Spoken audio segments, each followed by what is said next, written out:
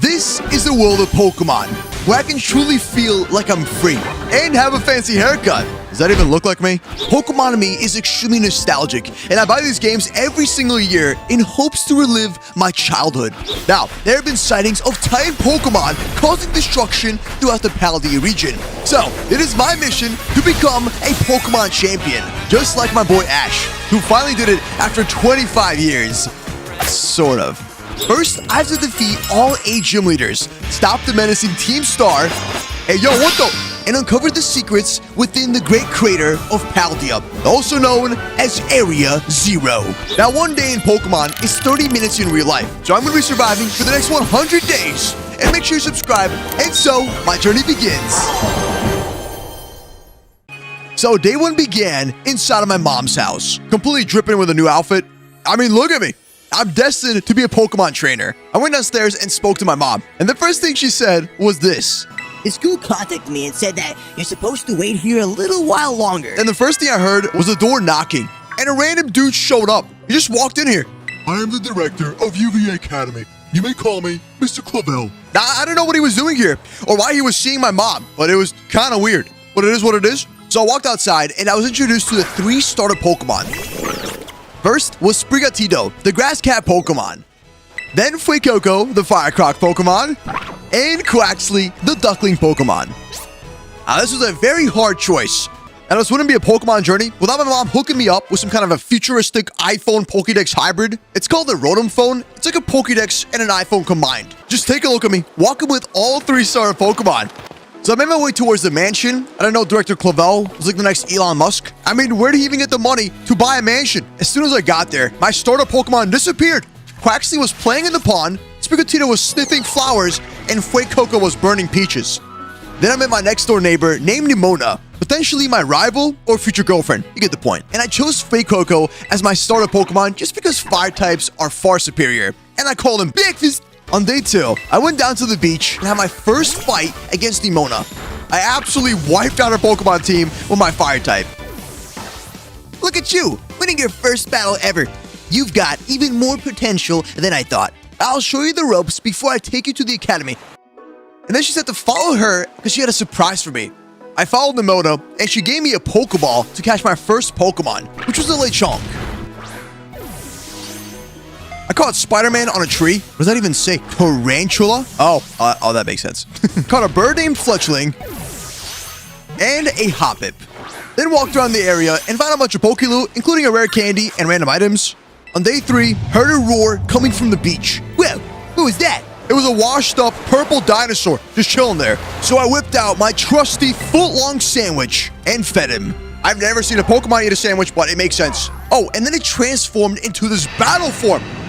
Yo, Goku, chill! Like, how is that even possible? We walked inside of this mossy cave, and it was surrounded with a bunch of Houndours, led by a gigantic Houndoom. I was trapped, and I was probably gonna die, but just in the nick of time, Miraidon rescued me, and Hulk jumped his way out of here. And then I met a trainer named Arvin, which was the original Pokeball holder for Miraidon. Aren't you the son of that Pokemon researcher, Professor Turo? Doesn't matter who my dad is. I battled Arvin and completely wiped out his team with just breakfast. I mean, look at him. He was using a chipmunk to fight a crocodile. Something tells me he was extremely upset. Anyways, as a reward, I received Miraidon's Pokeball and he was officially mine. On day 4, I traveled to the South Providence and arrived at Messagoza City. As I walked upstairs, I saw a person with an Eevee backpack getting bullied. And then out of nowhere, this person pulled out a TikTok dance that looked like a star. That right there is Team Star, the most menacing Pokemon team out there in the world. You thought Team Rocket was bad? No, you don't know what you're talking about. Anyways, as a reward for defeating Team Star, Nimona gave me a Terra Orb, which allows you to terrestrialize your Pokemon and change their typing. I headed to the UVA Academy for my first day of school. Now, I'm a student, so I gotta go to school and get educated, right? This is gonna be great. Arvin instantly wanted to become friends, and he was asking me for a favor, to find him special herbs.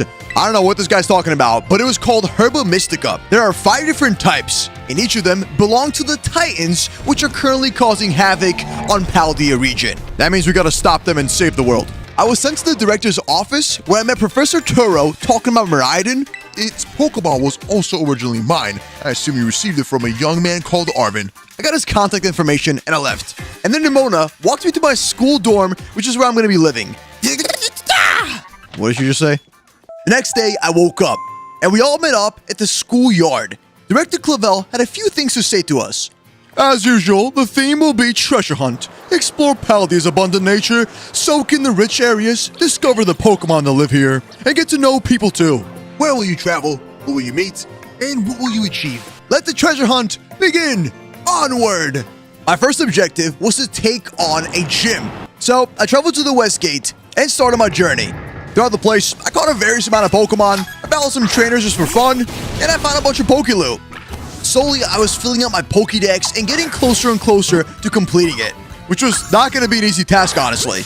Well, yeah, I caught a lot of Pokemon, and during this process, my Pokemon team leveled up. I managed to get Beckfist to level 15, while Leafy, my Sprigatito that I transferred over from Pokemon Scarlet, I got him up to level 12. I have another Nintendo Switch with the Pokemon Scarlet copy, so yeah, I played that and I transferred it over. So slowly but surely, I was building the most menacing Pokemon team out there that can wipe out anything in my way, including the Pokemon gyms.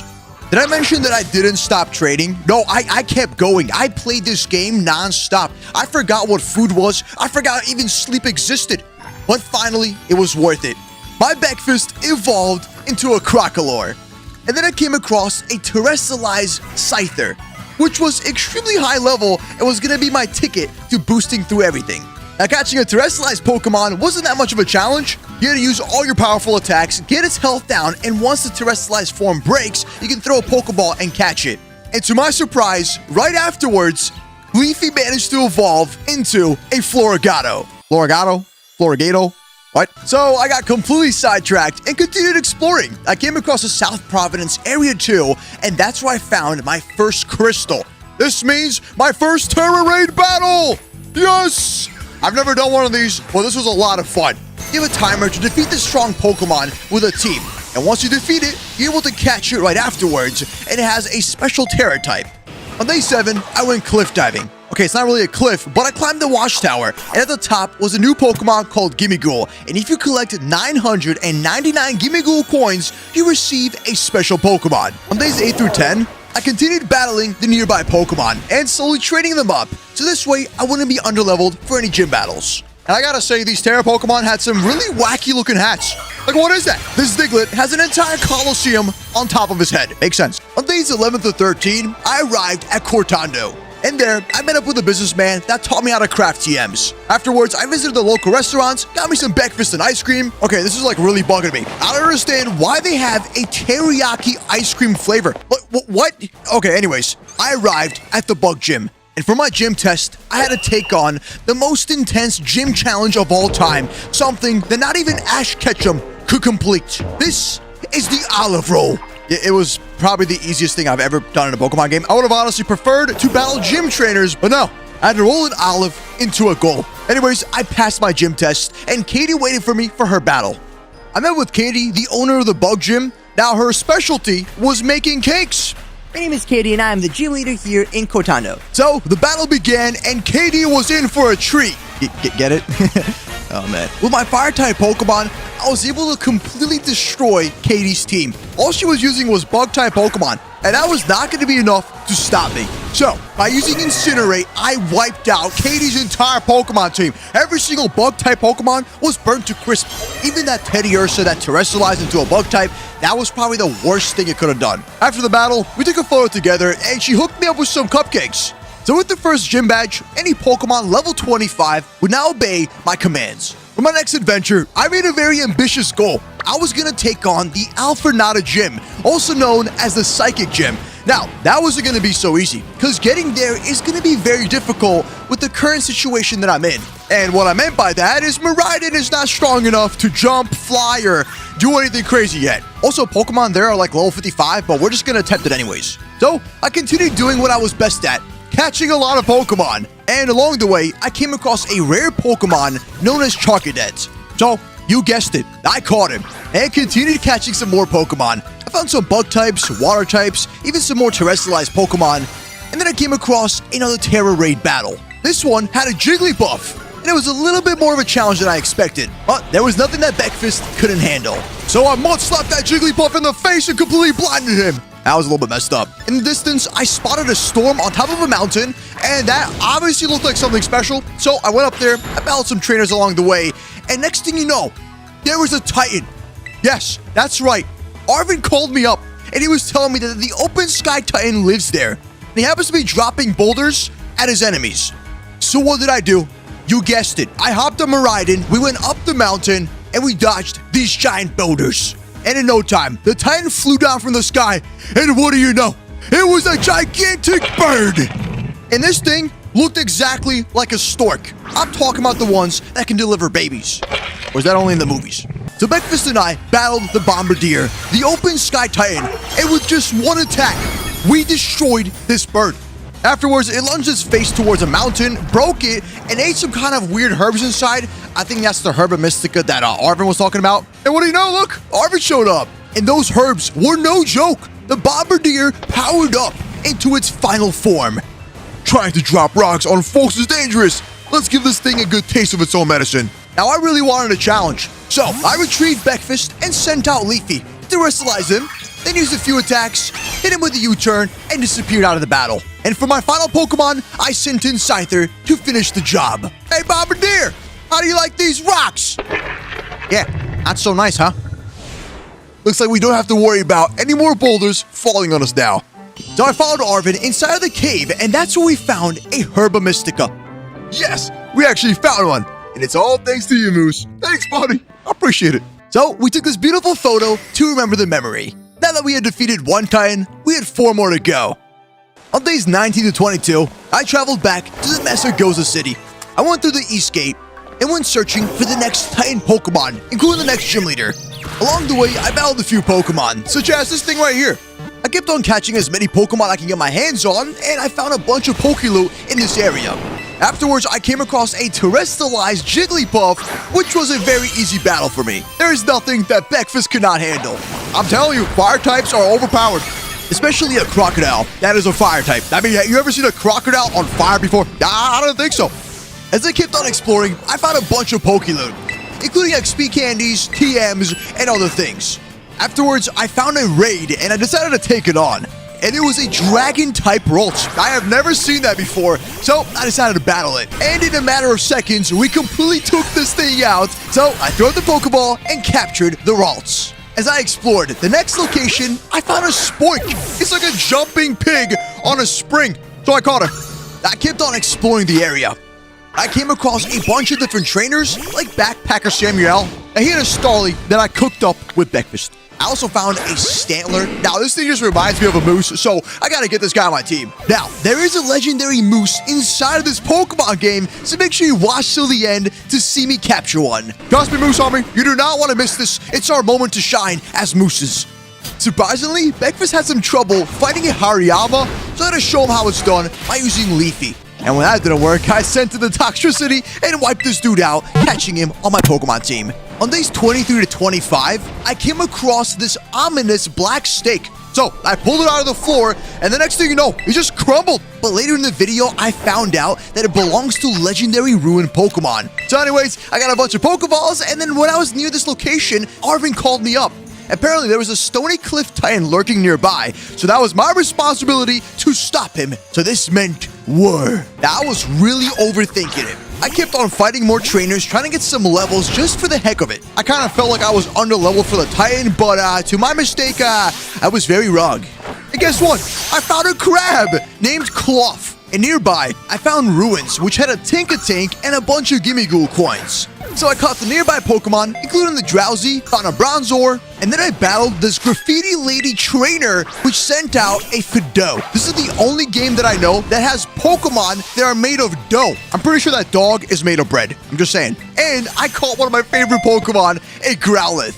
The next thing I tried out was the outside battling, so I sent out Breakfast and he battled the nearby goat Pokemon, which was also a really great way to get some levels. Now, I ran into one gigantic problem. So my Pokemon badge only allowed level 25 Pokemon to obey my commands. And as Breakfast was getting into a higher level and my Pokemon team being over level 40, this was a big issue.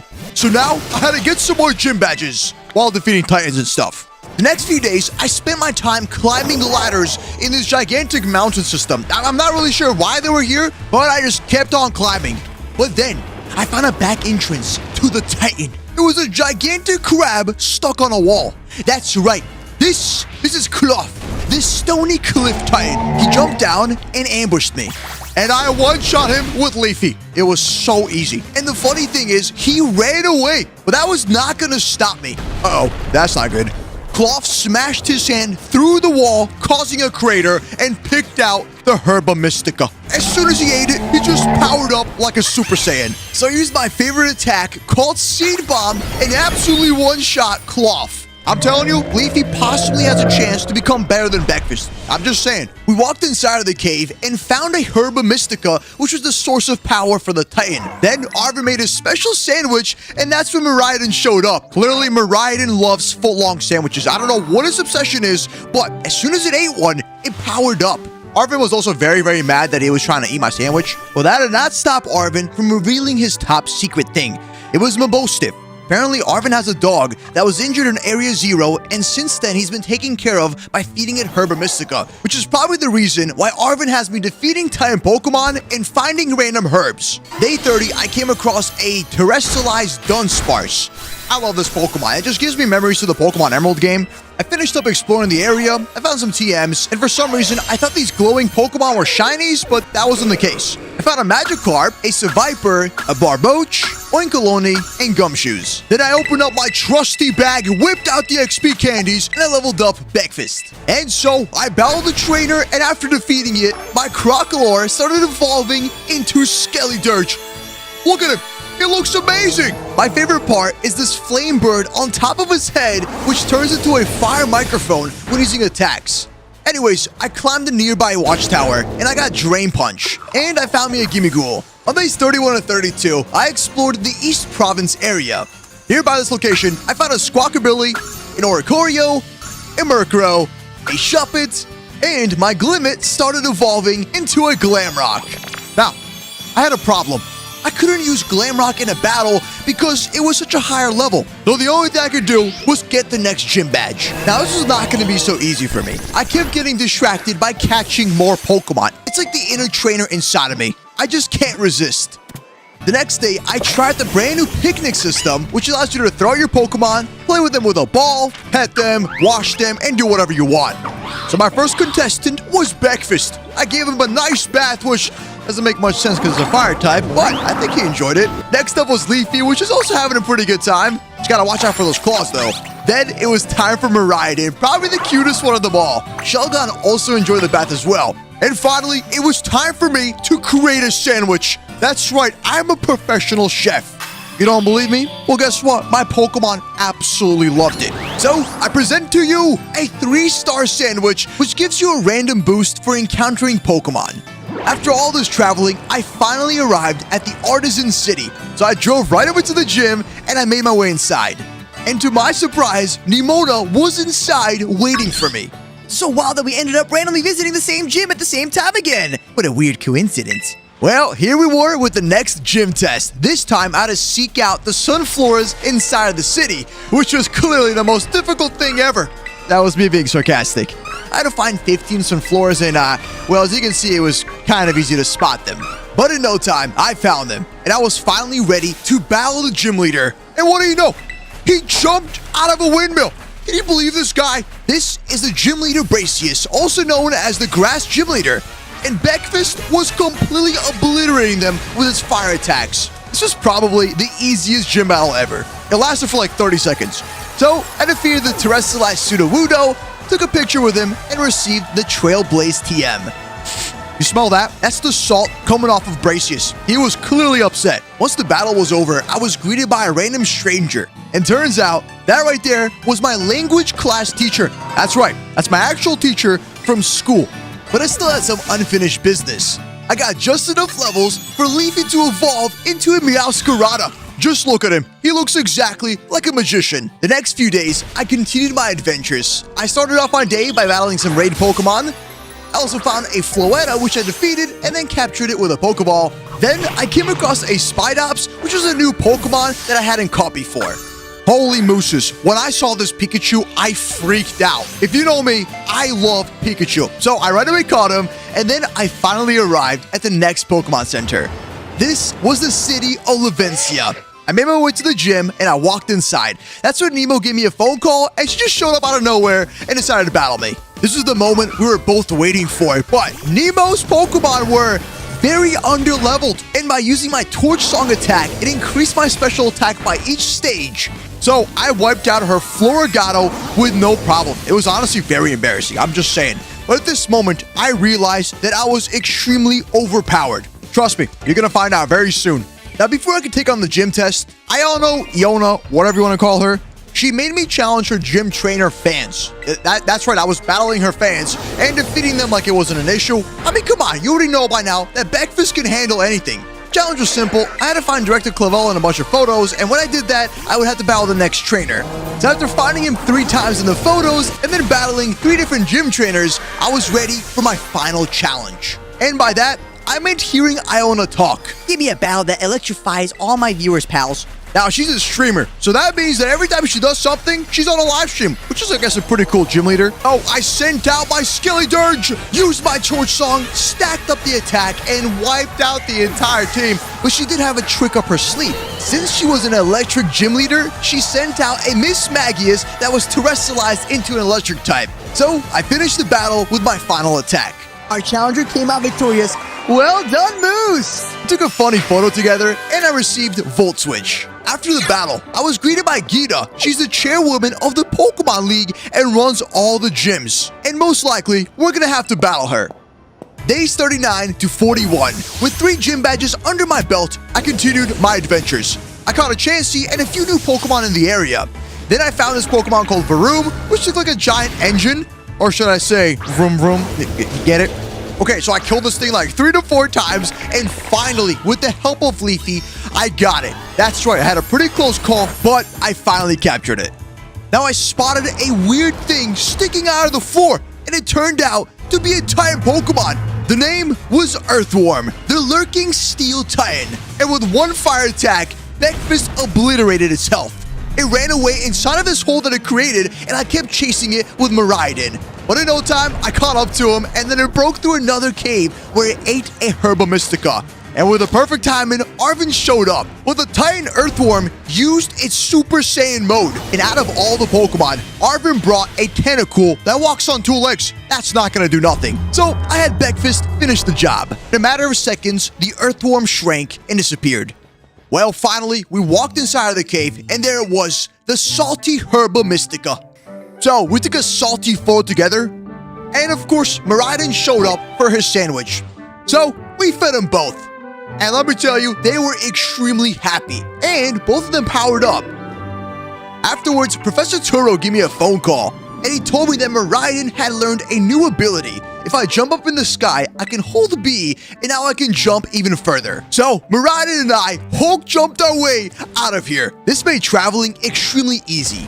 Days 42 to 44, we traveled through the Dalizaba Passage, and along the way, I found so many new Pokemon. I mean, there was tons and tons of new Pokemon, so I got extremely sidetracked, but I caught them all, and the Glaciata Mountains was completely unforgiving with its weather. I'm honestly just glad that the Pokemon that I was battling was finally my level. Oh, I also found a dog that was called Houndstone. It was completely made of bones. And then I came across a terrestrialized Espathra, which is like an ostrich with magnificent hair. Finally, I took on a raid battle that was somewhat difficult.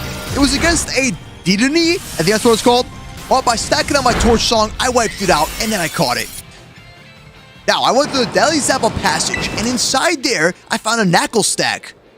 I also came across a Sawsbuck, which was in its current winter form, or something like that. So, I hopped in Miraidon, and we made our way up to the Glaciata City. We went inside of the gym, and Hassel introduced me to Rika, an Elite 4 member. Alright, no more chit-chat. It was time for the Glaciata Gym Snow and Slope Run. Now, this test was super simple. All I had to do was get on Miraidon's back, slide down the mountain, drift into the actual flags, and hit the finish line without a problem. And once they made it to the end, I passed my test. It was finally time for the real deal. The Ice Gym Leader known as Grusha. For some reason, Grusha was not happy to see me, and apparently, he was a professional snowboarder in his past. So, to start off the battle, he sent out Frostmob, and by using my Fire-type Backfist, I wiped out the team without an issue. I told you, Fire types are overpowered. You can literally take out every single gym leader with just a Fire type. Grusha did not stand a chance against me. He sent out his terrestrialized Ice Altaria, and this thing was surprisingly a challenge. It used Hurricane on me, and it actually managed to do some damage. But Backfist finished the job with Torch Song, and that was it for the Altaria. Now, Grusha seemed a little bit upset. Anyways, we took a photo together, and I received the 4th gym badge, allowing level 40 Pokemon to finally listen to me. And as a reward, I received the Ice Spinner TM. So, for the next few days, I made a plan to go to Montenevera City. I accidentally killed a Gabite, and I came across a terrestrialized Lucario. Now, this was no ordinary Lucario. This was a level 75 Ice Lucario. I could not believe that I found this Pokemon, and he was very challenging to actually catch. The Meteor Mash barely killed Backfist, but he wiped out most of my Pokemon team. After I broke his terrestrialized form, I threw an Ultra Ball, it didn't work, and then I threw like 40 more Pokeballs, and it also didn't work. But eventually, I caught him with the mighty Great Ball, closing the deal on a level 75 Lucario. Even though he has really good stats, unfortunately, I can't use the Lucario until I get every single gym badge. So I left the cave and I caught a Frigibax right outside, which was a new Dragon-type Pokemon in Generation 8. With my new motivation to get every single gym badge, I came across a Mabostif, which turned into a Zoru. So I caught him with a Pokeball. Then I found a Dash Bun, it's like a baked dog Pokemon, and it transformed into a Ditto. I could not believe it. I was so happy to find a Ditto, because that means now I can actually breed Pokemon. Then I found a terrestrialized Breloom, which had a pretty cool looking Colosseum on its head. So I caught that as well. And then I found a Mabostif, but this time it was the real deal. No, it wasn't a Zoru, it was an actual Mabostif. Anyways, I healed my Pokemon, and Cassiopeia gave me a phone call. And then I met this guy. The name is Clive. We're talking about going up against Team Star here. It's not something that you can join in for fun. I'm well aware. I just need to sort out some unsettled business with Team Star. That's all. It turns out I was outside of Team Star's base. And Clive, or Director Clavel, or whatever you want to call him, he showed up here to help me out. I walked up to the front gate where I battled a Pokemon trainer named Harrington. He sent out a level 48 Morgrem. That was probably the highest level Pokemon that I battled with a trainer. So whatever area that I was in was clearly a very high level. So I defeated him, and then I talked to the Team Grunt member. Cassiopeia gave me a phone call warning me about the Team Star's Fairy Crew, also known as the Rushba Squad. Now this is where things get a little bit confusing. Instead of battling the Rushba Squad, I went to another Team Star headquarters. This was the first Team Star headquarters known as the Fire Base. And every grunt that I faced in this actual location was extremely underleveled, so this was the correct order that you're supposed to actually battle in. But I just happened to go to the toughest Team Star base by accident. Right after the battle, my Frigibax started evolving, and it transformed into an Arctibax. I was so happy to get my Dragon type evolved. When I least expected it, Cassiopeia called up Clive, and he showed up to help me out. Then we came across Charlos the Sharkadat, which was, I'm not sure why he was here, but I think he was looking for his trainer. So Cassiopeia gave me another phone call and told me that the boss named Mela was inside this location. And it was my objective to go inside there and defeat the Sheeter Squad. To our unwanted guest, if you can defeat 30 of our Pokemon in the next 10 minutes, our boss might just honor you with an appearance. So that means I have 10 minutes to defeat 30 Pokemon by using my 3 Pokemon in my actual team. I know it sounds a little bit confusing, but it's super simple. All you gotta do is just run around, auto battle each Pokemon, and then once you complete 30, you're done. So, with the help of Leafy, Backfist, and Glumora, these Pokemon did not stand a chance against me. In just under 2 minutes, I defeated every single Pokemon here without an issue. That's what I call a champion team. The curtains opened up, and a gigantic Starmobile showed up. Mela, the leader of the fire crew, was the one controlling the entire machine. And this vehicle was apparently a Pokemon, so she was battling me with her Pokemon on top of another Pokemon car thing, whatever it was, which was powered up by Varooms and Revervrooms. Yeah, it's a very weird Pokemon thing. Anyways, after I took out our team, I battled the Sheeter Starmobile, which was level 26. Now, of course, I could not go easy. So, I 2-restalized Breakfast and then used a couple of attacks to wipe out the Starmobile. My Shadow Ball did a ton of damage, my Hyper Voice was also very powerful, and in just under 3 attacks, the entire Team Star Firebase was completely gone, and Mela was defeated. Oh, hold on a second. My phone's ringing. Moose, it's me. It seems Mela no longer carries her star badge, the symbol of her status as a boss. Cassiopeia hooked me up with some young Moolah cash money, and then another person showed up. This person was called Penny. It's the same person that I actually saved in the beginning of the video. She was the original person getting bullied by Team Star. On days 52 to 54, I was on a mission to defeat every single Team Star. So, I traveled to the next one, where I battled Yusuf. He had a Gulpin and a Strudel, so defeating him was extremely easy.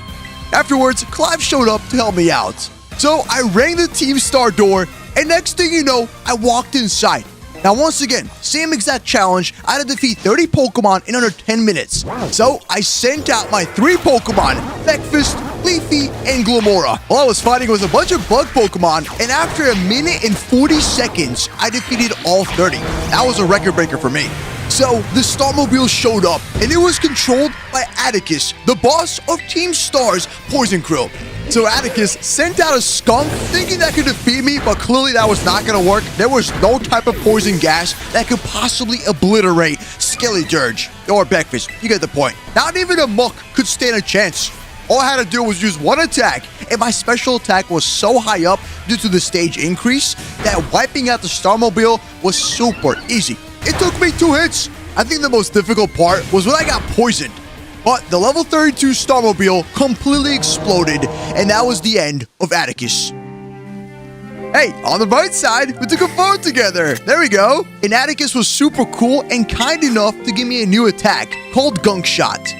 It seems we're one step closer to the truth behind Team Star's truancy and the bullying at the academy. But more importantly, after this battle, I had some hopes for Team Star. I'm just gonna say that I don't think any of the Team Star members were actually bad at all. So Cassiopeia called me up, gave me some young Moolah cash money, and then Penny showed up once again. And this time, Raiden came out of his Pokeball to say hi to Penny. Recruited them to the team in the first place. I don't normally talk this much. Now my throat kind of hurts. So, good luck with taking down the other bases and stuff. Okay, I gotta go. All right. Days 55 to 56, I traveled to the North Province, which probably had the highest level Pokemon that I'd ever seen before. So first, I caught a Flareon. I traveled to the area, and I came across a waterfall which had a bunch of Dratinis, and the Dratini line is actually my favorite Dragon-type Pokemon, especially Dragonite, so I was really happy to catch one. Right afterwards, I found a gigantic Slacking, which was terrestrialized, and it was level 55. Luckily, with the help of Breakfast, I trained on my Pokemon team, and then I found a Vaporeon during a rainstorm. So of course, I caught it with a Nest Ball. I couldn't believe my eyes, but I found a Dracloak. This area that I was in was absolutely insane. Honestly, probably the best location to auto battle and level your team up. After about a few days, I was trained up and ready to take on the fighting Team Star. Her name is Eri. Eri, Riri, I don't know. She has a lot of different nicknames. So I battled the Team Grunt member. And then it got me thinking, I really missed the complexity of the old Pokemon games. We had to find a bunch of trainers, but at the same time, it's nice to see how much Pokemon has evolved with its graphics, riding, surfing, flying, and all that kind of stuff. So the alarms went off, and guess what? It was the same exact challenge. At this point, you already know what's going on here. I got 10 minutes to defeat 30 Pokemon, except these Pokemon are a little bit higher level, so yeah, it did take me some time, but I managed to complete the challenge in just under 3 minutes. As the Team Star grunts cried out for mercy, Eri, the boss of the Team Star fighting crew, showed up. She was driving a pretty crazy looking Starmobile. This one was an orange color and had disco balls. She sent out a level 55 Toxicroak, and the Pokemon she was using were actually pretty powerful. So I terrestrialized Breakfast. But by stacking up my attacks, I managed to wipe out her team. And after using Torch Song like 5 times, at this point it was already going to be over. No matter what status effects the Starmobile had, it stood no chance against my attacks. With just one single hit, it was down to 10% of its health. And that was it for the Team Star fighting crew. We took a photo together, and she was pretty nice. She gave me the close combat TM. As usual, Cassiopeia called me up and paid me my young Moolah cash money. Now, about your reward, I'll transfer some LP over to your phone, as promised. And of course, Penny showed up. At this point, I was starting to think that Penny is low-key somebody else. I'm just saying, what if she's Cassiopeia? Like that's my theory, honestly. She just keeps showing up at the perfect time. The next stop was the city of Montenevera. So I made my way to the gym, and once I was inside, the girl told me to go talk to another person named MC Sledge. So I spoke to him, and he was apparently a rapper and wanted me to do some double battles. So we had to light up the stage, practice my performance skills. So by doing that, I battled a bunch of different trainers there. My first contestant was this kid. I guess that gets the crowd cheering. So I pretty much had to get the crowd riled up for what was going to be next. After all, the person that was going to be coming up is a very famous celebrity, or rapper, or Pokemon trainer, rapper, gym leader thing. And for the final battle, it was none other than MC Sledge himself. He sent out a Sableye and a Drifblim. I was honestly very excited to fight him, and the battle didn't last that long. No, not at all. It was you who sledged me up. Well, that definitely got the crowd cheering, and now it was finally time for the final act. I passed my gym test, and so Rhyme, the gym leader, showed up. Don't try it with me. You won't last one round. I'm like a Sableye. My eyes gonna lock you down. No, roasted! Hey, after all, it is her concert. I literally warmed up the stage just so she could show up and roast somebody. So I sent out my two deadly combos, Leafy and Breakfast. I used Night Slash on Banette, then I hit a Mimikyu with a Shadow Ball, which got rid of its ability. The Shadow Stick did do some damage, but don't worry, I did not stop Leafy from backing me up. Once I defeated the Houndstones, even more Houndstones started popping out of graveyards in the crowd. That was intense. And Miss Rhyme over here terrestrialized her final Pokemon into a Ghost Toxtricity. And with one Night Slash, it was gone. Good job, Leafy. And that was the last time I ever saw Rhyme. Or was it? Watch the end of the video. Well, we took a photo and I received Shadow Ball as my reward. And as soon as I finished, Gita was right there, just waiting for me. Oh, and Nemo showed up. Of course, Nemo has to show up at the perfect time and challenge me to another battle. At least this time, her Pokemon were a little bit stronger, so I didn't hesitate to terrestrialize Breakfast. So as usual, I stacked up my signature move, Torch Song, and started wiping out that team. There still wasn't one single Pokemon I couldn't one-shot. I'm just saying. And with the Quick Claw item that I gave Breakfast, he was able to outspeed pretty much anything, especially her Meowscarada. Well, that got Nemo motivated. She was ready to train even harder, and I was ready to complete the gym battles. On day 61 and 62, I started off my day by finding myself an Eevee, and I was super excited because one of my goals was to capture every single evolution. So I quickly captured this dude. And as I was traveling to the normal gym, I came across a Dash Bun. This Pokemon looked like a baked dog made of buns. If that makes any sense. I caught her with a Pokeball, and it turned out to be a fairy type. Leave a like in this video if you love dogs, cats, or Pokemon. Then I traveled to the Medali gym, and as I walked inside, I met up with Jack, my biology teacher. He was asking me how my treasure hunt was going, and I said I was doing great. And guess what? He hooked me up with a Lucky Egg. And if I gave this item to any of my Pokemon, its experience points will be doubled. So that means quicker leveling for me. Now, for the Medali gym test, I had to go to a restaurant and order a special secret menu item at the Treasure Eatery. Now, if I ordered correctly, I would pass the test. And the only way to figure out the secret menu item was to go around battling trainers and then getting random clues. Now, my first clue was how the regulars season their dishes. Now, I found the first trainer right outside the gym. I took her on for a battle, and after defeating her Ursaring, told me to find a clue inside of this dark location behind her. I walked up to this door that looked like prison bars, and it had a secret message saying Fire Blast, which probably meant that was my first clue. Afterwards, I battled the second student. After defeating its Dunsparce, he told me to talk to a bird. So, I walked up to a dude with a Squawkabilly. And all this parrot was saying was Squawkabilly and Medium. I don't know what Medium means. Medium. Oh, yeah, not the most creative with this one. In the final battle, I challenged this girl. And once I defeated her gumshoes, she gave me a hint to go over to the ice cream stand and find the odd one out. Not the best hint, honestly. Now, this is where I got stuck at. I don't know what was the odd one out here, so I decided to wing it. I went over to the treasure eatery and I spoke to every single person inside. And this random office worker at the table said that he likes his dishes with a hint of lemon. So I spoke to the lady up front. I ordered grilled rice balls, a medium serving, extra crispy with fire blast style, and a hint of lemons. Gotcha! Medium rice balls, extra crispy, coming right up. And holy mother of moose milks, the entire treasure eatery turned into a secret gym battle arena. I don't even know what happened to the people. There was a bunch of people dining here and they just disappeared. Could you imagine what the health inspection would say about this? They'd probably be in pokey jail. Oh, and that office worker turned out to be Larry, the normal gym leader of the Medalli gym. I, Larry, will be at your service. So Larry's specialty was only using normal type Pokemon since he's a normal office worker, right? I just ate, so let's not go too hard. Well, there wasn't really much I could do here. I was level 64, while Kamala was level 35. So I did my usual strategy. I stacked up Torch Song, and then he sent in into Dunsparce. Yo, I could not believe this. But this was the second evolution form of Dunsparce, and it looked like a rattlesnake with 4 wings. So I proceeded to use the same exact move over and over again. This is still better than getting cornered by my boss. What does that even mean, Larry? What are you talking about? Anyways, he sent out Staraptor, his final Pokemon. Come on, Larry. Step it up a notch. We've got hungry customers waiting. Give them something to cheer for, you hear? Honestly, I was on Larry's side because all of his fans showed up to the battle and started cheering him on. It's just that Larry was extremely underleveled. So he pumped himself back up and he terrestrialized that Staraptor, turning it into a normal type. But unfortunately, that was not going to save him. So with a single hit, I turned that bird into a crispy chicken nugget, quickly defeating Gym Leader Larry. Once the battle was over, Larry and I ate some rice balls and took photos together. Now with my 6th gym badge, all Pokemon level 50 would obey me. And my reward was this Facade TM. So for the upcoming days, I did not hesitate. I went right away to the Alfrenata gym, and there she was again. She just wouldn't leave me alone. So Nemo challenged me to yet another battle. But at this point, I was just trying to complete my gym badges so I could actually use my Lucario that was level 75. So all I was really doing just going back and forth.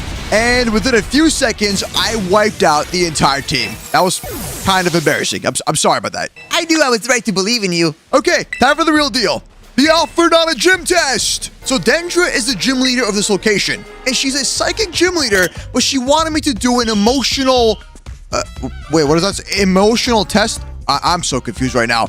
I had to pretty much replicate the different types of facial expressions that she was doing. It really wasn't that hard. I'm not really sure how this is honestly a challenge. You know, back in the old Pokemon games, you'd have to fight like 10 different trainers, and it was a lot more difficult. But now we just make emoji faces and then crush the next person that we're going to battle. After passing each emotional spectrum practice test. What? And I finally passed the test.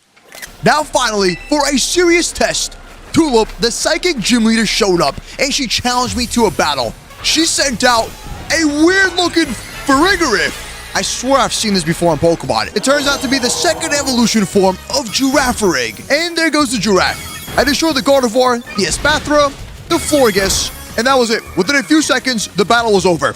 But on the bright side, I took a pretty cool photo. And with the 7th gym badge, all Pokemon that were level 55 that I caught will now obey me. For a second, I thought she was going to fly away with the wings on her dress. Once I got back to the gym, I met up with Rika, which introduced me to another Elite Four member. Her name is Poppy, like Poppy Playtime. I know it's hard to believe, but this tiny little one is indeed one of the Elite Four. It's actually not hard to believe at all, but okay. I hope I get to show you my Pokemon soon, mister. So hurry up and come to the Pokemon League. It's the pinnacle of Pokemon battling happens. Wait up, Poppy. Don't leave your pal Rika behind. And the next morning, I yeeted off a gigantic mountain. And then I found a 4-star raid battle, which was relatively difficult. It was against a belly bull, which I don't believe I've caught yet. The timer was kind of cutting it close. And after defeating it, I got a bunch of XP candy, which is what I was really looking for. I came across a Tatsugiri, which was a walking goldfish that is incredibly smart and has 3 different forms, which consisted of the stretchy, droopy, and curly form. Oh, and it was also a water and dragon type, which made it pretty interesting.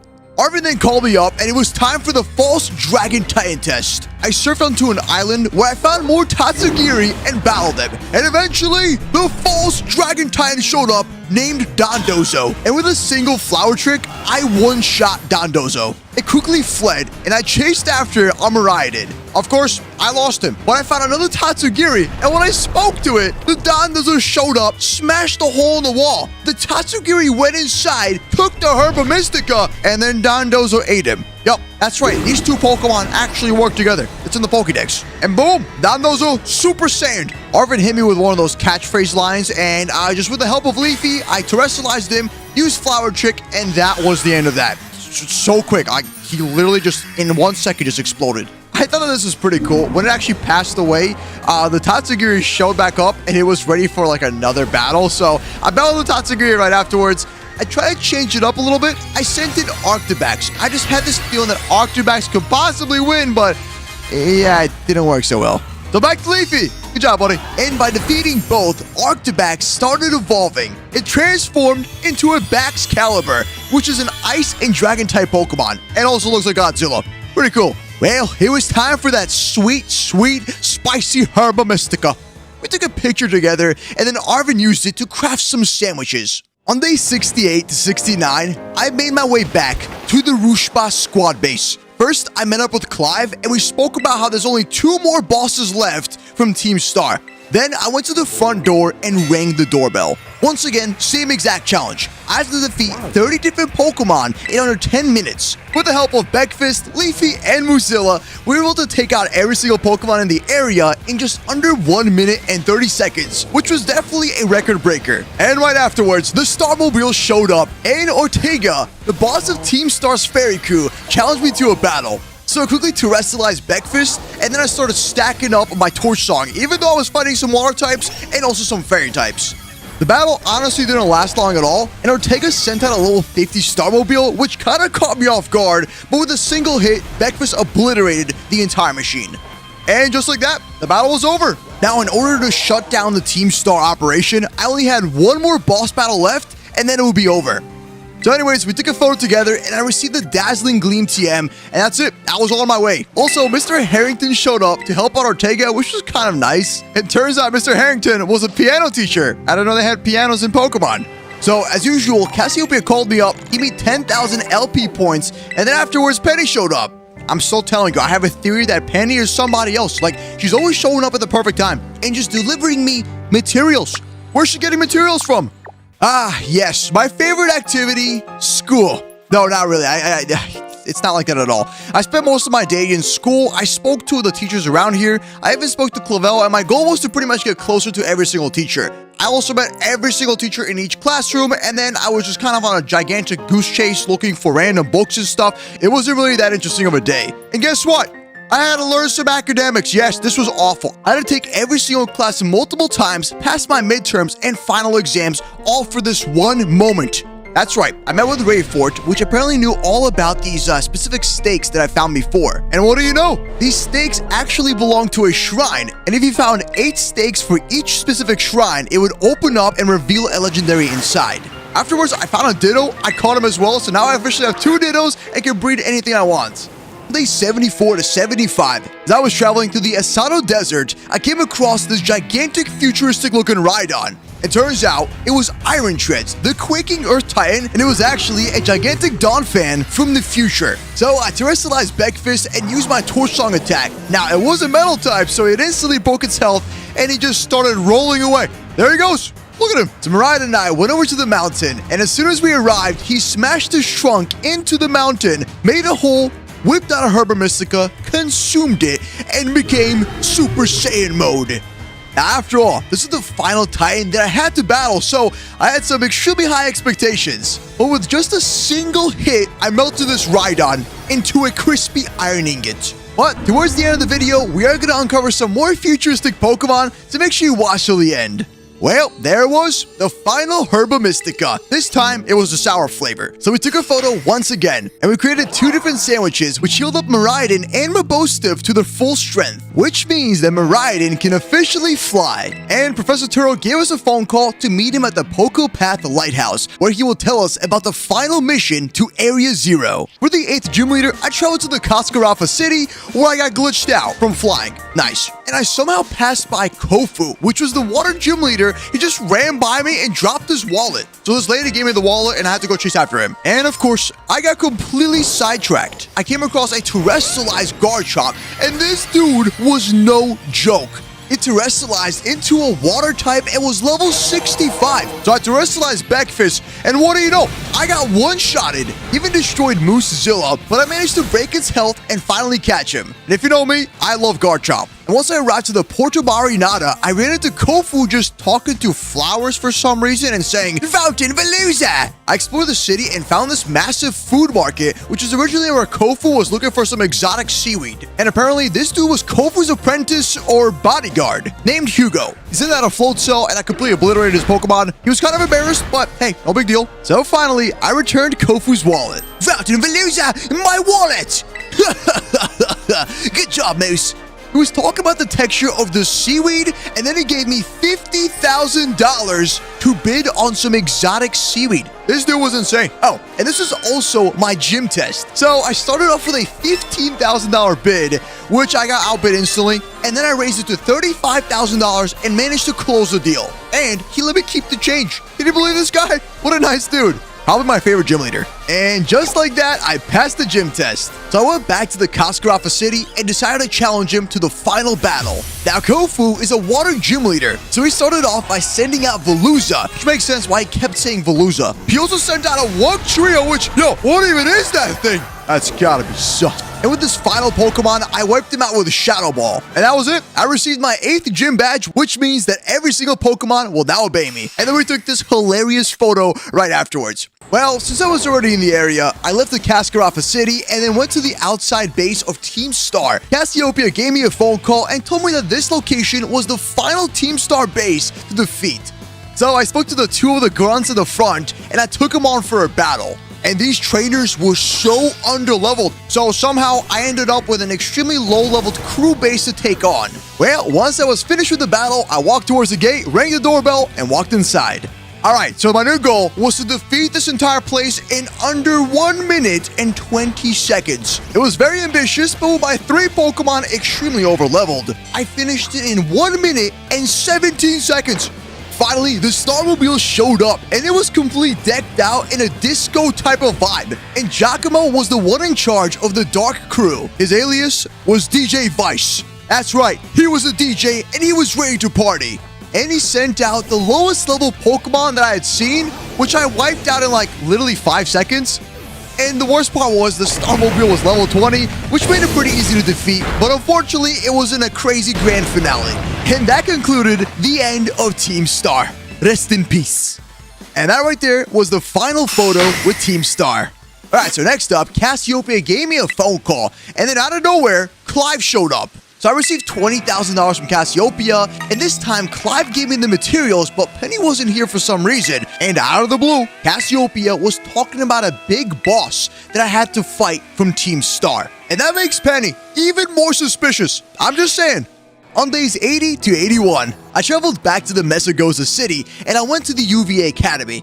And there he was, Clive. He was ready to reveal his secret identity, which I'm pretty sure we all knew what it was. Right? I hope you know what it was. Director Clavel! Could you believe it? So, we got into a heated battle. Before I could face the big boss of Team Star, I had to defeat Clavel. He sent out his Oranguro Pokemon, while I sent out Beckfist. So right off the bat, I terrestrialized Beckfist and got him ready. I couldn't take any chances, and that Oranguro was surprisingly taking my hits. It took me 2 hits to actually wipe it out. I decided to make things a little bit more fun for me, so I switched out my Pokemon to Glamora, and I started setting up my Toxic Spike strategy. And I almost died a couple times. Then I sent in Lucario, which was my level 75. I was super excited to use him, and he almost died. pretty sad, honestly. But now that my strategy was in place, I had to take out his entire team. So I really gave the other Pokemon on my team a chance until I sent Beckfist back in one more time. I'm telling you, Beckfist is the most overpowered Pokemon I have. I'm just saying. I defeated the Among Us, and he sent in an Abomasnow, which I melted away with my fire attacks. And for his final Pokemon, he sent out a Quaquaval, which was the 3rd evolution form of Quaxley. So to counter him, I sent in Leafy. While he terrestrialized his Pokemon, he tried to defeat me with Aqua Step, but it barely did any damage to me. And with my final attack, I used Flower Trick to critical hit his Pokemon and one-shot it. And that marked the defeat of Clavel. Now he told me to go to the schoolyard where Cassiopeia's true identity would be revealed. So there I was, Detective Moose. And yes, Cassiopeia was none other than Penny. Oh my mooses, I had no idea! That's right, she was the big boss of Team Star. She was the one that started it all, and she was ready to challenge me to a battle. This all began with a group of students that were getting bullied in school, so they started Team Star to not be bullied, and then Cassiopeia, the leader of the group, got bullied. Yeah, it's a lot. Anyways, I defeated her Umbreon. Then I battled Vaporeon using Toxtricity. Now, against her Flareon, I sent out Glamora and used my Power Gym attack to defeat it. Next up was Jolteon, which I also poisoned with my Toxic Spikes. And then I switched back to Breakfast, defeated Leafeon, and it was time for her final Pokemon, Sylveon. So she terrestrialized this Pokemon, and surprisingly, I didn't one-shot it. I was honestly so happy. But Penny definitely held her ground, and that was it for the battle. And my reward was $15,000. Now, Director Clavel was really considering expelling every single Team Star member since they were not attending school and so on. But since Team Star was disbanded and Clavel was a lot happier now, the Team Star members showed up and surprised Penny. And luckily, we talked it out, so everybody was completely fine, nobody was in trouble, nobody got expelled. But that right there completed the Starfall Street questline. Let's go! On days 82 to 84, I was on a mission. I had to get every single legendary inside of this Pokemon game. So I started off by finding all 8 purple stakes. And once I pulled them all out, the purple ruin was officially open. As soon as I walked up to it, a legendary snail popped out of nowhere, and his name was Wochian. It was level 60, and it was a dark and grass Pokemon. So I sent out Breakfast and quickly weakened its health using Hyper Voice. Then I started throwing an absurd amount of Ultra Balls until eventually the final one worked. It turns out this Pokemon drains life force from vegetation, causing nearby forests to instantly wither, which is probably why I was locked up inside of a shrine.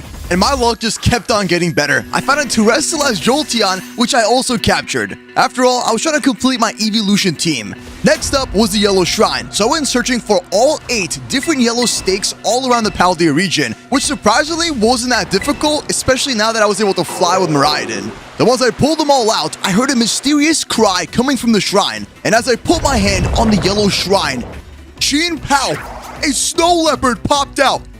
So my strategy going into this was using Slowbro and putting the Pokemon to sleep while weakening its health. And guess what?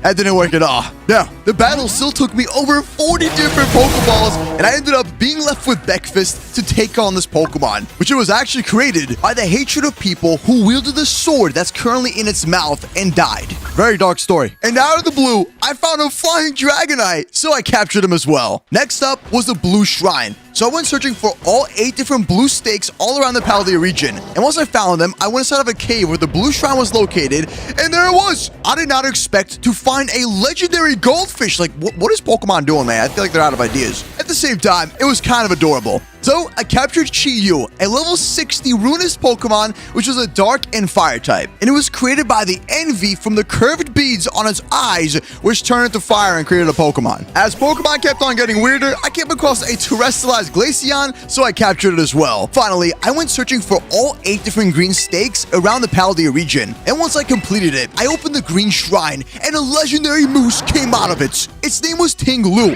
a level 60 Pokemon, which was a moose with a gigantic ball on top of its head. You could probably throw a basketball in there. So I sent in Godzilla to weaken its health, and even with terrestrializing, I was still extremely weak. On the bright side, at least I was getting beat up by a moose instead of a goldfish. Then I sent in Slowbro, used Yawn, put the Pokemon to sleep, and finally took it out with a Premier Ball. This was the greatest moment in my life. I finally found the Pokemon I've been searching for. It was a dark and ground type, and it can split the earth open by using its antlers. So finally, I met up with Arvin at the Pokepath Lighthouse. He's a little bit jealous that I arrived here before him, which I'm not sure how that's possible, especially because I just captured 4 legendary Pokemon. We walked inside, and this entire place looked abandoned, almost as if no one was here for years. And suddenly, Professor Turo appeared on the computer screen. He was asking for help. Now, I was getting some weird vibes, but Professor Turo was talking about Area 0 and that the Violet Book is what he needed. So our mission was to go to the deepest part of Area 0 and deliver the Violet Book to Professor Turo himself. Arvin was a little bit upset because that was actually his father, which he hadn't spoke to in years. So we continued by having a heart-to-heart conversation.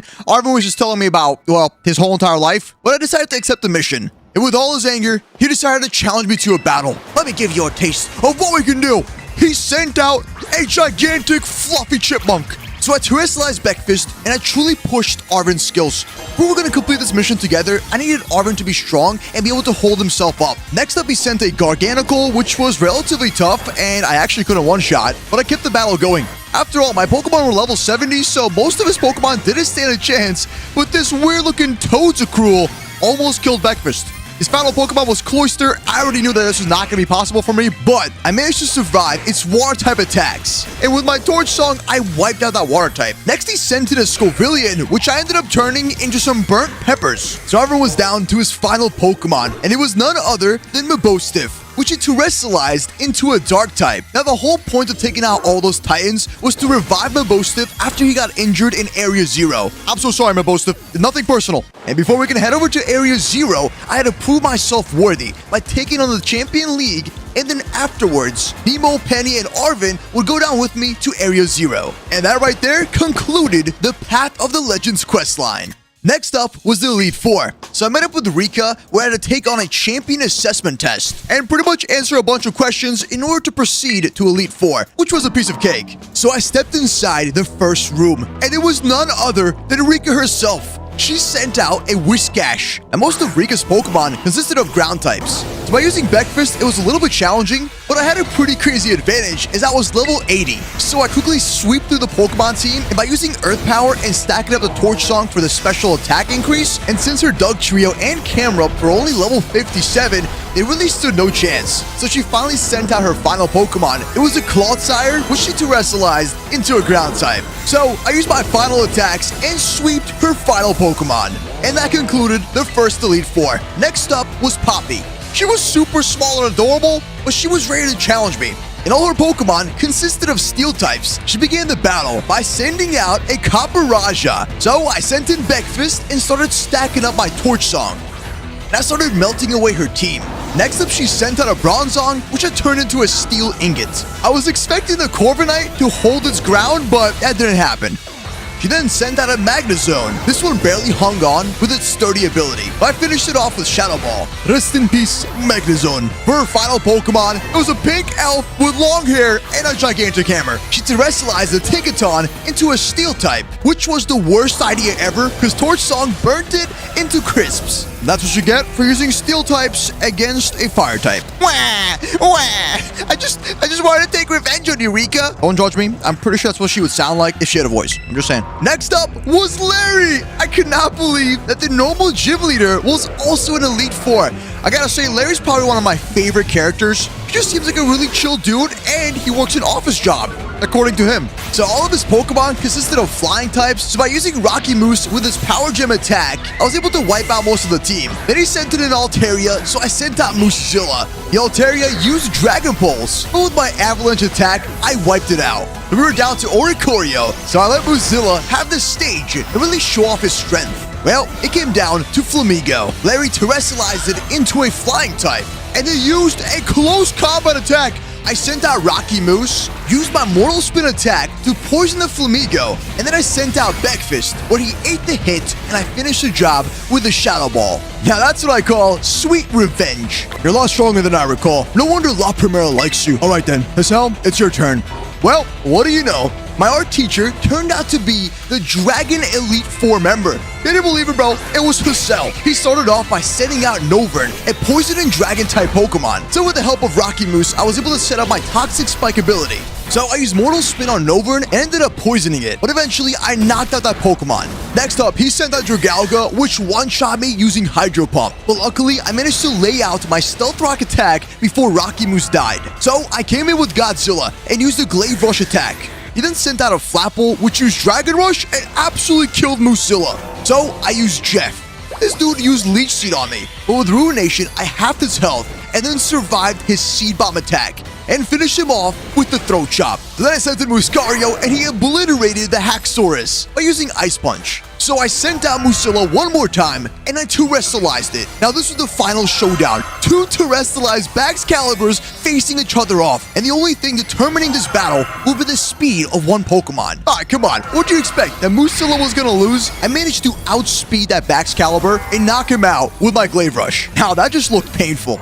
The mighty dragon has been felt. So after I defeated 4 elite members, everything I worked for as a Pokemon trainer was leading to this moment. So there I was for my final showdown with Champion Gita. She sent out an Espathra, so I sent in Rocky Moose. Now I had to play my strategy. She hit me with the Lumina Crash Attack, and I managed to get my Toxic Spikes on the floor. But unfortunately, Rocky Moose died. So I sent in Jeff, the legendary Moose. It was finally time for him to shine. I managed to eat up Espathra's attacks, and then I used Throat Chop to knock out that Ostrich. She then countered me by sending out a goat. I'm not sure what that thing was gonna do, but it didn't last that long. Then I sent in Beckfist against her Pokemon King Gambit. So I quickly terrestrialized and melted that bucket of steel. Gita tried countering me by using a gigantic iceberg, which didn't really make much sense. And her next Pokemon turned out to be a Veluza. Have you ever heard of the saying, don't bring a Barracuda to a crocodile fight? Well, I had no other choice but to knock that thing out. So I gave Leafy the final chance, and her final Pokemon was Glamora. She terrestrialized it into a ground type, and with Leafy's single attack, I used Flower Trick and critical hit that Pokemon out of here. And that officially concluded the Champion League battle, and I became Champion Moose. Let's go! You go beyond my imagination. It is my honor to call you Champion Moose. The rest of the Elite Four gang showed up, and they came here to congratulate me, including Larry. Yo, what nice people, honestly. Asal even started crying for some reason. I don't know what was wrong with him. So, Gita walked me to the front entrance of the UVA Academy. But my journey was not over just yet. I still had to uncover the secrets of Area Zero. And the only way to do that was with the help of Arvin. And that officially marked the completion of the Victory Road quest. On days 89 to 90, I went to the Zero Gate and met up with Arvin. Together, we walked inside of this weird bunker over here, and we began the Way Home quest line. Now, once we were inside, Penny and Nemo showed up, and they were here to help me out. I couldn't believe it, but we had the entire Moose squad working together. So, Professor Turo gave us a phone call, and he opened the gate to the lower level. As we walked inside, Miraidon was a little bit skeptical about going back to Area Zero, which is apparently where it escaped from. So, we hopped on its back and flew straight down into the area. Once we arrived there, Turo gave us another mission. This time, we had to uncover all 4 different laboratories, go inside of them, disable all 4 locks, and that would officially open the laboratory where Professor Turo was trapped inside. I know it's a little bit confusing, but this will all make sense very, very soon. Just keep watching. So, along the way, I found so many different high-level Pokemon, and I found me an Espeon. I tried my best to catch every single Pokemon, therefore completing my Pokédex quicker, and this Donphan would not stop chasing me. He tried to run me over multiple times. I don't know what his problem was, honestly. Now, this entire area was surrounded by Pokemon that was guarding each laboratory. So when we visited the first laboratory, a Glamora attacked us. Together, Penny and I fought this Glamora, and she pretty much did all the work. Props to her. Then we walked inside, and this entire place was completely abandoned. Professor Turo gave us a phone call again, and he was telling us that this facility was constructed 87 years ago as a station to be used for surveying Area Zero. So they were clearly looking for something down here. I'm not exactly sure what. Could be something to do with those gigantic crystals. Anyways, I disabled the lock, and I read the books around here, which was talking about Terra Orb and where Pokemon terrestrialization came from. As we went to the second laboratory, this weird-looking robotic Pokemon attacked us. Its name was Iron Treads, and it looked like a robotic Delibird. Something tells me that thing is from the future, and it's probably gonna kill us. This was really giving me those Terminator vibes. I don't know what it was, man, but why was this Pokemon trying to kill me? I thought Pokemon were friendly. So we walked inside of the second laboratory. Arvin whipped out his book, and we started describing what we just saw. He was saying that the Iron Treads was very similar to the description inside of his book. And Nemo was also a little bit confused, so she was asking me for my opinion. I just pretty much told her that they're just regular Pokemon. Some of the life forms that you see residing now within Area Zero are future Pokemon that lived in a distant day we have yet to see. Alright, this might get a little bit confusing, but what Professor Turo meant is he created a flippin' time machine, and he found a way to take a Pokeball and transport it in the future and bring back a futuristic Pokemon. I'm telling you, these Pokemon professors are just mad scientists. On days 91 to 92, getting to the third research station wasn't that difficult, and once we got there, as Nimona said, we got to chill for a minute until an Iron Treads attacked us. So Arvin and I teamed up and battled this thing, and within just 2 hits, we knocked it out of the park. But you could clearly see a pattern here. The closer we got to the research stations, the more these futuristic Pokemons try to stop us. We walked inside of the third research station, and Professor Turo continued his story. Miraidon, which I entrusted to Moose, was the first Pokemon that was successfully retrieved from the future by this time machine. Yo, what a shocking discovery. Even Arvin himself was completely crushed, and he's the one that worked here with Professor Turo. Anyways, I did the usual. I flicked the switch, disabled the locks, and we moved on to the fourth one. Now, there was a cave next door. I walked inside there, and I found me an Iron Jugulus. So I quickly captured it, and it turned out to be a Paradox Pokemon. So we traveled even further into Area 0, and this cave was filled with gigantic crystals everywhere, almost as if terrestrializing originated from this location. And along the way, I found an iron bundle, that Terminator-looking Delibird. So I quickly captured it. Then we came across the fourth research station. And once we walked inside this place, it was just filled with a bunch of crystals, almost like an incident happened in here. Professor Turo started speaking again. I'm so sorry. Hello. And he started malfunctioning, almost like he was a robot. Initiating restart. We're just gonna completely ignore that. So I disabled the lock, and then Professor Turo called us once again. He told us to make our way to the Zero Laboratory. Now, the books in this laboratory was talking about creating an artificial intelligence, almost as if Professor Turo made a clone of himself. On days 93 to 94, I reached the deepest part of Area 0. Turo explained to us that the crystals in this area power terrestrializing and all the machinery. Anyways, I flicked the switch and the door started opening up. And next thing you know, a second Miraidon in its battle form showed up. It locked its eyes with my Miraidon and just walked inside of the laboratory. Clearly something was going on here, and I was starting to think that Professor Turo was evil. And suddenly, the Iron Hands surrounded us. So Penny, Nemo, and Arvin held them off. I quickly wiped out a few Iron Hands myself, and the others decided to stay back to ensure the Paradox Pokemon do not escape Area 0. So Jeff and I walked inside of Zero Lab,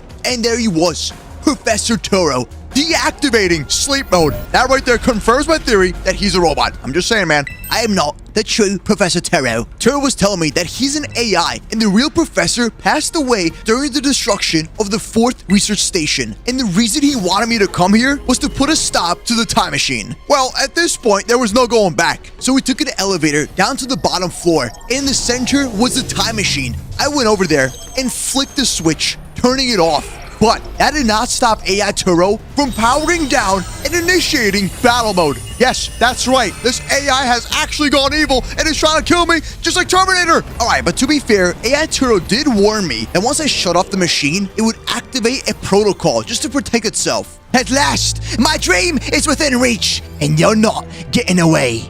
He sent out Iron Moth. So I sent in Jeff. It was finally time for Jeff to shine once again. So I terrestrialized him. And the Iron Moth tried using Fiery Dance, which did barely any damage to me. So I hit it with a Rock Slide and crushed that bug. Then he sent in Iron Hands.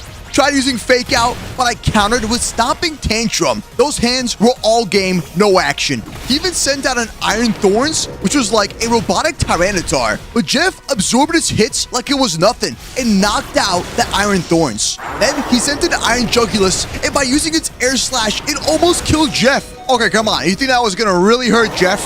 He powered through it and used Rock Slide, knocking out that Pokemon. So it was down to the final two. I sent in Leafy while he used Iron Bundle, and with one Flower Trick, I critical hit that Delibird away. Once the Iron Valiant came out, Leafy just did not stand a chance. He got one shot with Brick Break. And the funniest part, I wasn't even using Beckfist, my strongest Pokemon. So to finish the job, Beckfist used Torch Song, its ultimate attack, and ended up melting away that Gallade, putting an end to AI Turo's Pokemon team. Oh wait, it wasn't over just yet. Arvin ran into the room, and there he was seeing his robotic father. Thank you for everything. The time machine has finally been stopped. Security system failure. Security system failure. I'm sorry, children. This is too much for you. You must run. You are not getting in my way. AI Turo somehow came back to life and initiated its second protocol. It sent out Miraidon and turned off all Pokeballs in this room from working. So I used Miraidon's Pokeball and sent him in. It was the ultimate showdown. AI Turo's evil Miraidon versus the Moose Miraidon. And out of the blue, my Miraidon started transforming into its ultimate form.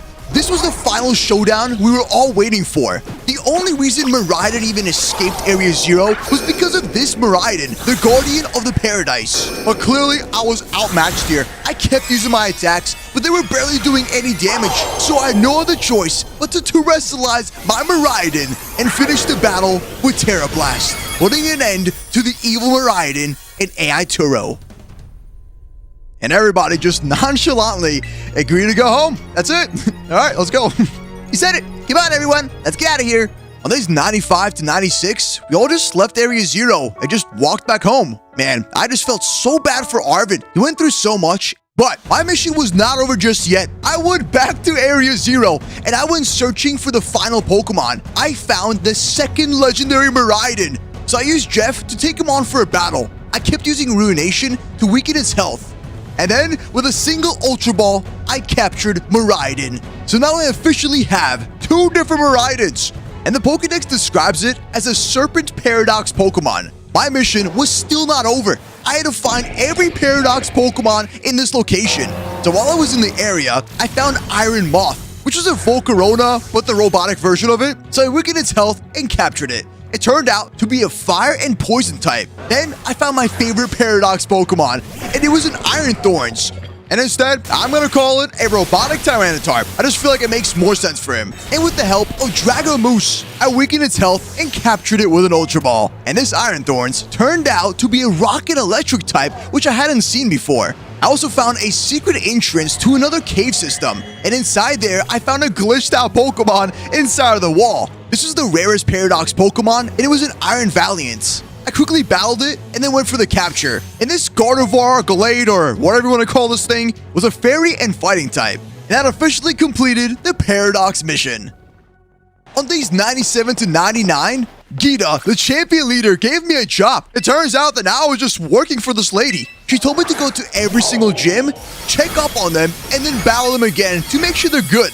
I don't know what this was about, but it started off by battling Larry. Once I defeated Larry, then I traveled to Kofu and met up with this dude once again. I whipped at his Pokemon team by using Miraidon. Since I had pretty much completed the entire game, all I could really do was just level up my team.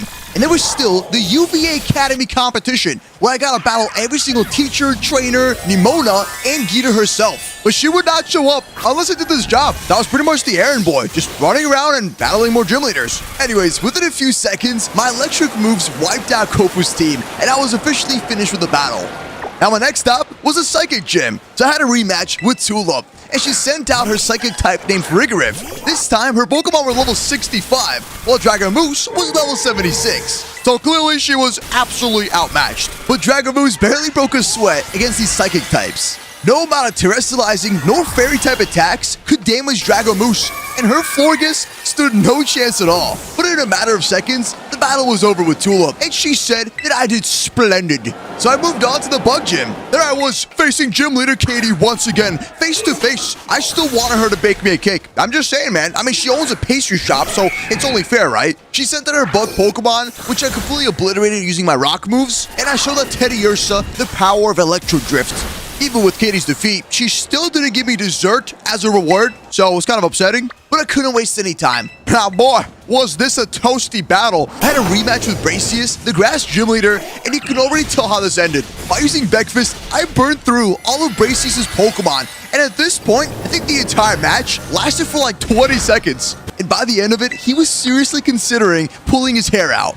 Next up, it was time for Iona, whatever you want to call her again. She started the battle with an electric type, so I started stacking up my earth power and wiping out every single one. I mean, just look at this poor Luxray. It just looked like something came out of the ground and just ate him. Even with her terrestrialized electric Miss Magius, she still had no power to defeat Beckfist. So at the very end of it, took a photo together, and I left. I flew over to Glaciata Gym, and with these harsh ice storm conditions, I was ready to face Grusha. I melted away her ice Pokemon, and at this point, I wasn't really trying to hold back. I wanted these battles over as soon as possible, and I knew that Beckfist could make this happen.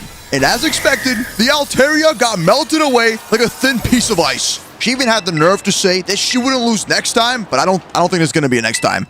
So for my final battle, it was against Rhyme, the Ghost Gym Leader. I sent in Leafy and Beckfist, my deadliest combination together. Leafy's really good at landing critical attacks, while Beckfist is tanky and can take on any opponent himself. if I say so myself. We really ghost busted these ghost types away. Get it? Because it's Ghostbusters and ghosts? All right, man. With Rhyme's defeat, Gita gave me a phone call. Hello, am I speaking to Champion Moose? I was informed by each gym leader that you completed your task. So, that marked the completion of Gita's gym leader rematch. Now she could finally show up to the UVA Academy battle. On day 100, all the teachers, classmates, Gita, and Director Clavell gathered here at the UVA Academy. Excellent! It seems everyone is here. Today's tournament was organized by your student council, truly, Nimona. And you know her, she's obsessed with battling Pokemon trainers. To start the Academy battle off, it was Arvin and I facing head-to-head. Now, both of us were extremely powerful, and it was honestly a pretty solid battle. I even used the same evil Miraidon, also known as Dragon Moose, that we battled together in order to battle him, which was pretty savage since it was owned by Turo. It's kind of dark, actually.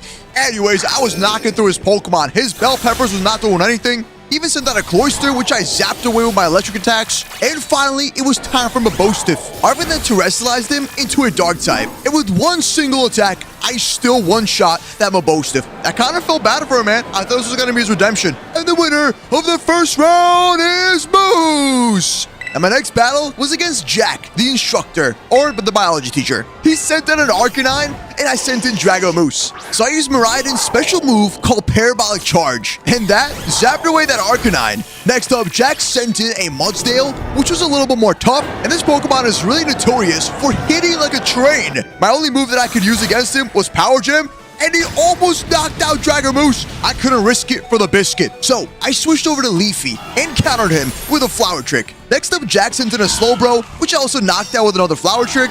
And for Jack's final Pokemon, it was a Girafarig. So with the help of Rocky Moose, I poisoned it and then used Venoshock to one-shot it, which I really giraffed up.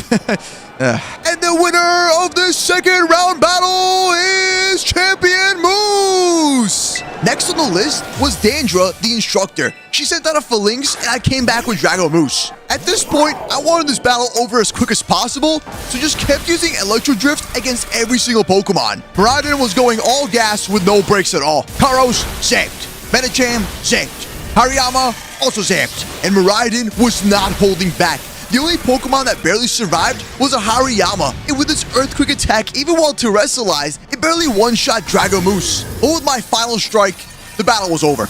Now, the moment that I've been waiting for was a rematch with top champion Gita. Remember all those gym challenges that I did? Well, it was for this specific moment, just so she could participate and rebattle me. Now, she was a lot stronger than before, but Drago Moose was still level 80, so I had a pretty big advantage. But still, her Pokemon were completely outmatched. By terrestrializing Drago Moose and using Electro Drift, I was breezing through her team like a lightning bolt. Even that King Gambit didn't stand a chance. I even used this electric attack on a Go-Go, and it barely survived. And don't forget, that is not very effective. And finally, it was up against the Glamora. So I sent in Leafy once again, just like last time. And I used that simple Flower Trick against a terrestrialized Glamora, instantly one-shotting it. I officially had won the UVA Academy tournament, and thus, the strongest trainer in the whole academy is Champion Moose! The crowd cheered, and everybody was yelling, Moose! Moose! Moose! Moose! Moose! Moose! Champion Moose was far stronger today than when he took the Pokemon League's final test. It is my sincere hope that all Paldea people will be inspired, not just by him, but by every trainer. So for my reward, I received a sporty cap, which is for the Champion League. I'm so glad I met you, and I seriously mean it. I just couldn't believe that we were nearing the end. We went through this entire story and mission, and I really felt like I was attached to the game as if I was a part of it. Moments like these with the Moose Army is what really helps us connect together. But at the end, we had a phenomenal journey. So make sure you subscribe, slap the bell, and I'll see you in the next Moose movie.